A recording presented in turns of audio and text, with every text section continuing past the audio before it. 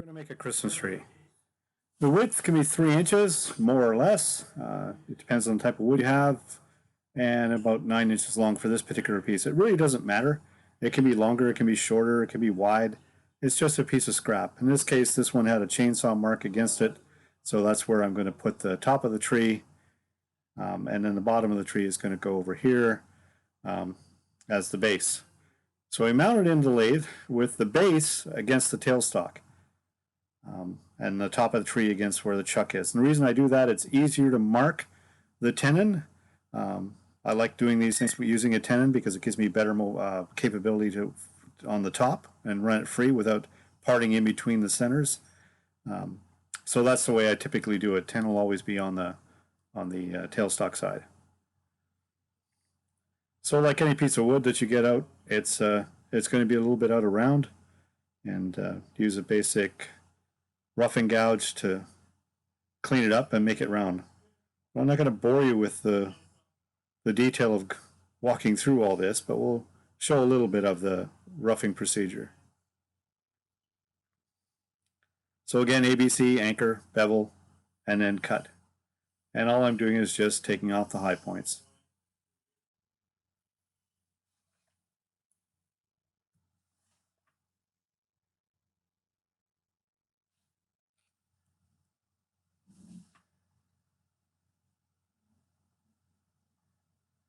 In this case, I went to my bigger gouge because it was going to take a long time to do, so the bigger gouge will be a little bit more effective. So for larger roughing out, I'll move to this larger piece rather than the small. I think it's a 5/8 inch roughing gouge. Either one will do the job. It doesn't need to be a special tool. And again, just making it round. There's a little catch there. When you get these catches, it just tighten up the tailstock a bit. It means the drive center is just slipped a little, so it will make a mark and won't have the same amount of grip. So by tightening the tailstock up a little bit more, that will put more pressure on that, on the chuck side end, and the drive will be better. So I skipped ahead, and what I'm doing is I'm marking the tenon. And the trick there is just take a pencil and put it on the live edge. For me, and my particular chuck, and just about any normal chuck, when you mark the pencil against the live center, that's a one-way live center, it does a nice job of setting up about a 2-inch pencil line, and I can make my tenon there, and I guarantee it's always going to fit in my smaller chuck, my Talon chuck.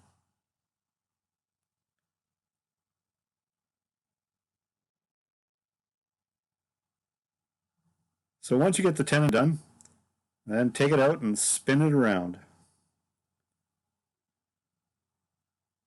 In this case, you can see in the chuck, there's the drive center. That's a nice thing about this particular chuck. It's got a drive center with it. So you just take that out, and I don't have to mount a chuck. It just is automatically there. Open up the jaws a bit, seat it in. Use a tailstock to provide a little bit of pressure so that the tenon seats properly, and then tighten up the chuck. And I will spend, I'll do about 4 tightens on a chuck typically. You don't just tighten it on one side, you tighten both sides and you go around and you repeat, just to make sure that the jaws have a good grip on the piece of wood.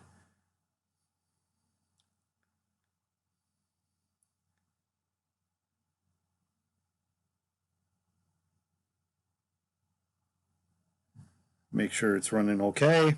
Typically at a low speed, I'll do 500 RPM, set it down, make sure that the tailstock is uptight, happy with it. Now it's time to mark it up. So you got to mark the base of the tree. It's going to be parted off, so you need to leave a little bit of excess wood to mark up. So you're going to cut that away. So the base of the tree is going to be where that line is, and then you've got to roughly gauge where the top of the tree is going to be. It's not rocket science, it's just whatever feels comfortable, because you've got a point in the tailstock in the live center, so it's going to put an indent, so you can't go all the way to the end. It's going to have a little hole. You can make it, I think I add a second line here, just to be comfortable. That's basically where the tree top is going to be. So again, get your parting tool and part off the base, or part a little bit down on the base. You want to define where that bottom of the tree is going to be. So that way my eye knows where it is. Just adjusting the speed. I typically run with spindles. You can run them fast, but I'll typically run in the 1200 to 1800, sometimes 2200, depends. So I had to stop for a second because, like anything, tools get dull. I wanted to put just a small edge. It doesn't take long to touch up the parting tool. Put a little better edge on it, and that way it'll cut much better.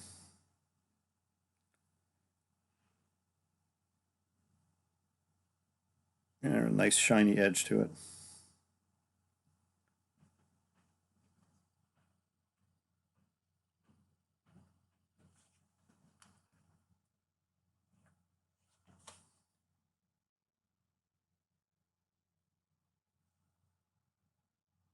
Now, I won't part down very far. This is just to give me a viewing point of where my tree is going to be. And that's the base.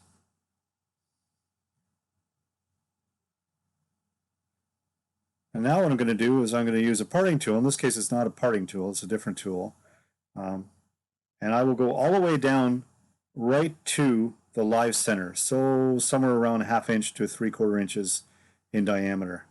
And this is a Badan, so it's a larger parting tool, so to speak. It's got a nice slope on it. You cut with the top edge, and it peels away a lot of wood very fast, especially when it's open like that. It's not so good for parting in the middle of a spindle. I wouldn't want to do that because it's very grippy. But for certainly end areas where there's lots of place for the wood to go, it's a useful tool to do. It does it very quick. As opposed to a thin 1/8 inch parting tool. So this is why you do that on that one side, on the tailstock side, to go down. Now you have to establish an angle, and the way you establish an angle is you use the tool rest. And the tool rest, you want to mimic the angle of your tree from the base to the tip. And so to do that, you can use the tool rest as a reference. So you measure between the base of the tree and where that small tenon is. It's not really a tenon, but where that small piece is down by the tailstock that you have. So by using the parting tool, I just mark it with my finger and say that's the depth of the base to the tree. And then I go over and I do the same measurement. Say, no, that's not quite there. I need a little bit more. So I'll move the tool rest again and then recheck. And go back and forth to make sure I've got the same distance, give or take. And once you're happy with that, then that sets your reference point.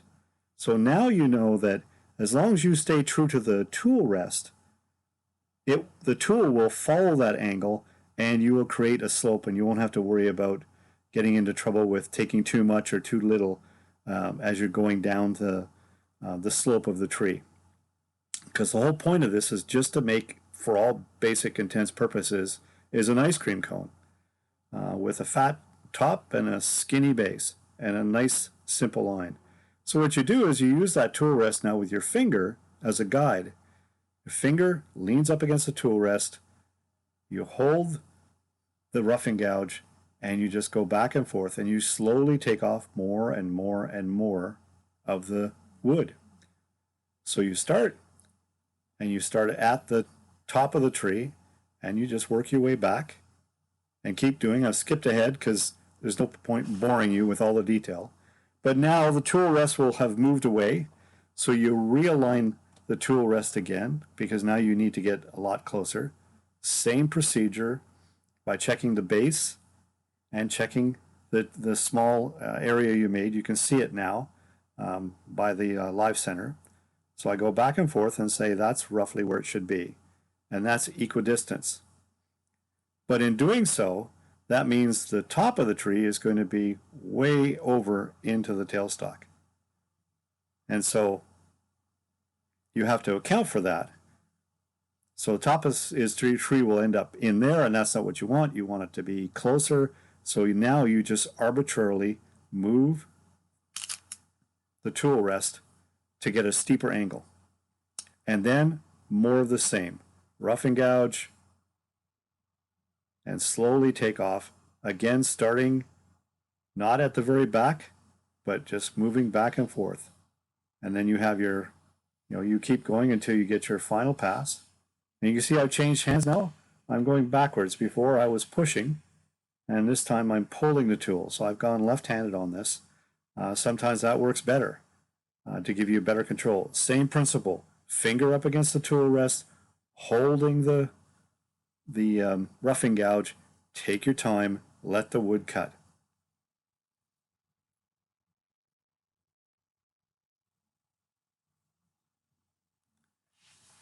No, the rough gouge is not a bad tool. It can, it's a roughing gouge, so it will take down the wood fairly aggressively, and it may leave a half decent mark, but it can be kind of rough. And you may have to adjust your tool rest again if you're not happy with where the end of the tree is going to be, where the tree top is going to be. You may want to adjust it a little bit more to make it steeper.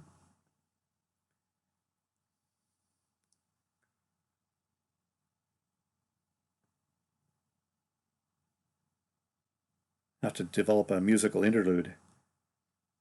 So I sharpened the tool. This time I went to the small roughing gouge rather than the big roughing gouge. A little bit better control. Now I'm not trying to hog off as much wood. I'm just trying to smooth things out. But same general principle. Keep it up against the tool rest. Your finger is a guide. So now I'm going to go to a skew. So to smooth out the surface a bit, because the roughing gouge, like I said, is rough. And you want a better surface. So use the skew. In this case, I've got my larger skew out, but as you can see, it's not doing a great job. And I just needed to maneuver it a bit better, and it wasn't working that well. Wasn't happy with it, so I went to the smaller skew, and that wasn't working, so then I touched it up on the grinder and put a better edge on it. And now you'll see that it will cut much better than the first two attempts.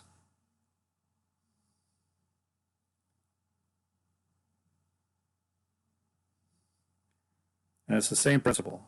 A dull tool's not going to cut for you. You'll get frustrated, you'll make mistakes, but a sharp tool, once it's presented right to the wood, it will cut very well for you and give you a nice finished surface. And I use the skew because then I'd have very little sanding to do on the edge of the tree.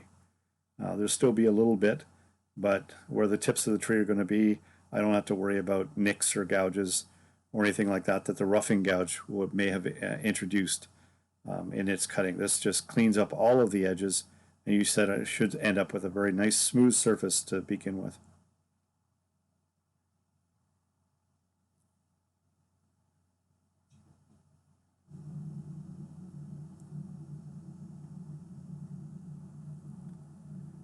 And I'll have to mention the reason you're not hearing any of the lathe is this recording I'm using an overdub because when I recorded it, there was a substantial amount of hum and noise from the lathe that just drowned my voice out, and it just made it impossible to hear me talk my way through it as I explained the whole process live.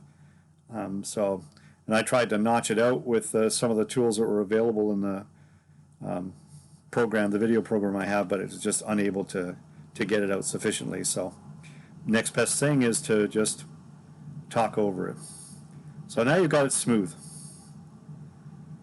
So now you have to determine what style or what type or the differences you can have on a Christmas tree. You may only have 2 limbs, 3 limbs, 7 limbs, 9 limbs. It all depends. I try to stay odd for the most part, but I'm going to show you several ways, several methods of doing it. In this case, on the bottom, I'm going to mark every 1/4 inch.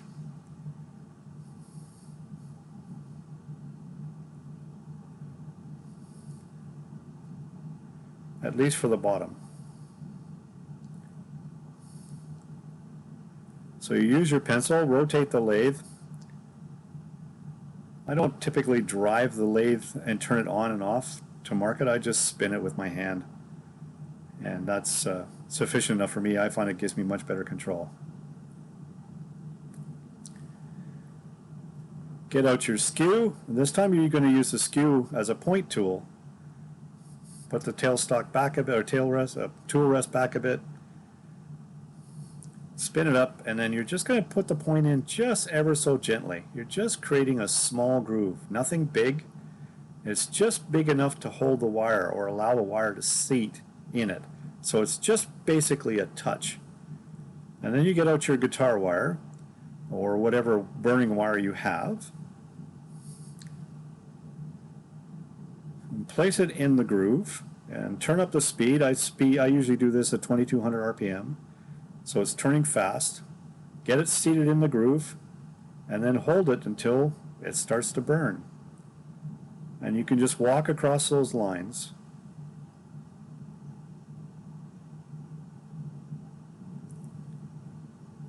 And now you've got a burn mark.